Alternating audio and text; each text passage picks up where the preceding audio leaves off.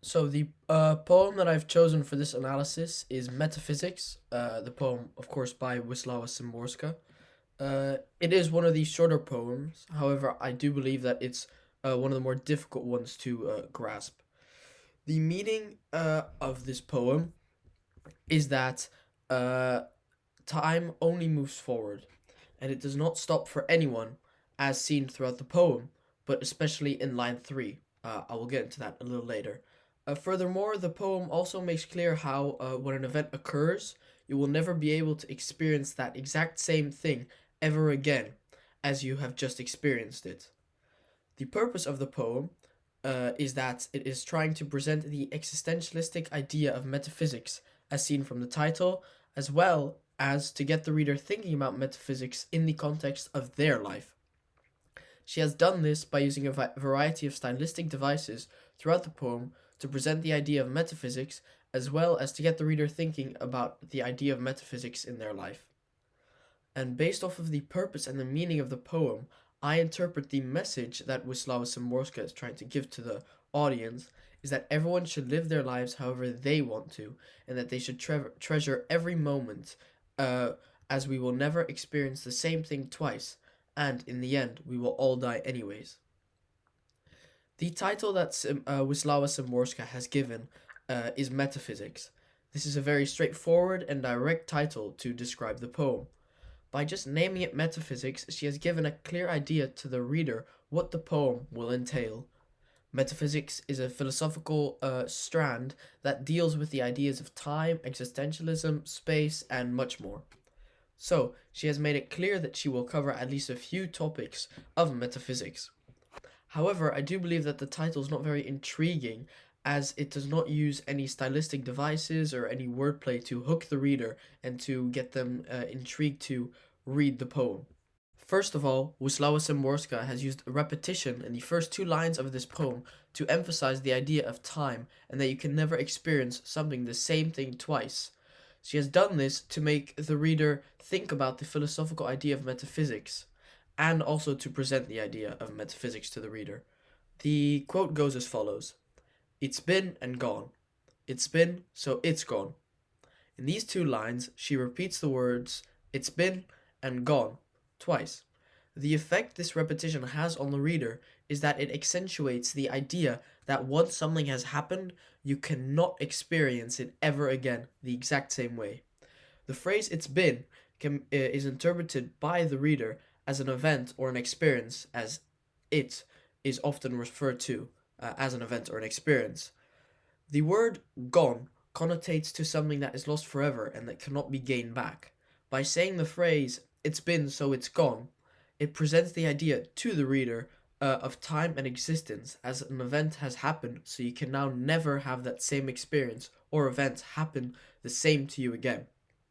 However, by repeating it instead of now presenting it, it more emphasizes this idea.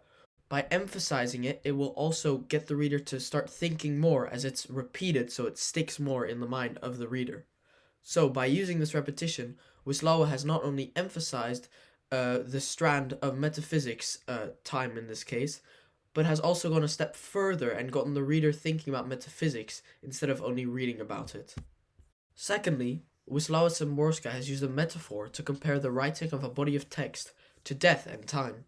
The effect this has on the reader is that it not only explains slightly more the idea of metaphysics, but it once again starts to make the reader think more about metaphysics in their life.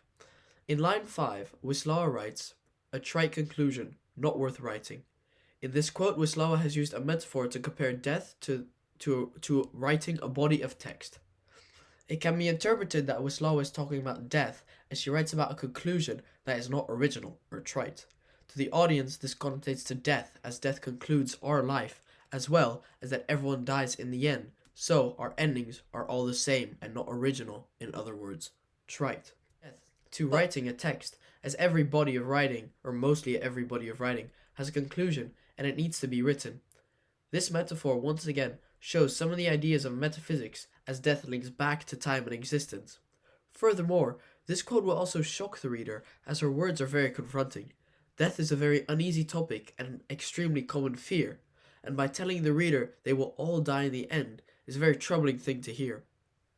However, this shock will lead the reader to start thinking more about their time and how it is limited and how they should be making the most out of it, which is all part of metaphysics. So this metaphor has once again presented the idea of metaphysics and once again just gone the extra step further to also get the audience to start thinking about their own life and metaphysics in the context of their life.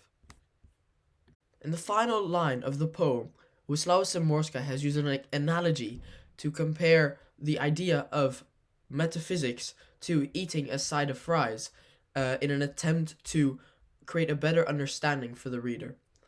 In the final 4 lines of the poem, she has written that something really was until it was gone, even the fact that today you had a side of fries. Metaphysics is a philosophical idea. It is not something physical. You cannot touch it or smell it or even visualize it. You can only talk and ponder about it. By simplifying it and giving this analogy of metaphysics, it makes it far easier for the reader to understand this idea. She has used a very common and simple idea of eating fries and compared it to metaphysics by saying that once you have finished your fries, you cannot have those exact same fries again, as they are gone. This links back to metaphysics, as mentioned at the start of the poem. Once you've experienced something, you will never experience that same event again, which links to existence and time, which falls under the philosophical umbrella of metaphysics. So she has compared the fries to an event that you experience. So when you're eating the fries, you're experiencing that event. But however, when you have finished the fries, it is like you have finished experiencing that event, and you can never experience that event in the exact same way, just as you could not have those fries anymore as you've just eaten them. By creating this physical analogy for metaphysics, Wisława has explained and helped the reader understand better what metaphysics is.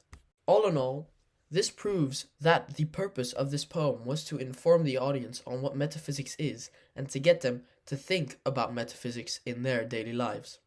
As Szymborska has used repetition, a metaphor, and an analogy to present the idea of metaphysics to the reader, as well as getting them to think about metaphysics in their lives by confronting them with the ideas of metaphysics, as well as using quotes to expand their knowledge on what metaphysics is. This also goes back to the meaning of the poem, as she explains countless of times what metaphysics is, extremely thoroughly, for example through the help of that analogy at the end of the poem. Finally, to tell the reader, as she's getting the reader to think about metaphysics and how they might live their lives differently, as they now understand that time does not stop and you can never experience something the exact same twice.